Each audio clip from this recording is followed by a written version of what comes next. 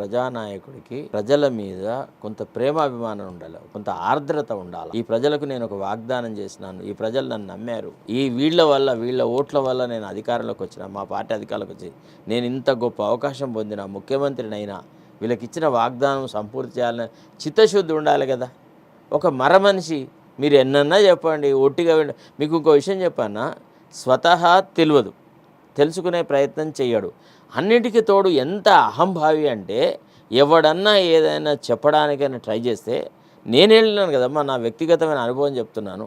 నేను వెళ్ళి ఆ GOMS నెంబర్ 46 వాళ్ళకి సంబంధించిన వ్యవహారం చెప్పడానికని పోయి, ఇది మన తెలంగాణ వాళ్ళకి అన్యాయం చేస్తే నేను చెప్పడానికని పోతే, మీరు నమ్మరు, నన్ను ఎగాదిగా చూసిన తీరు, నువ్వు చెప్పకుంటే మాకు తెలియదా, నువ్వు చెప్తేనే మేము తెలుసుకుంటామా, ఓకే రైట్, నువ్వు చెప్పాల్సింది చెప్పినావు, మా ఇష్టం వచ్చిన నిర్ణయం మేము చేసుకుంటాము అనే ధోరణి ఉంది తప్ప ఏది లేదు.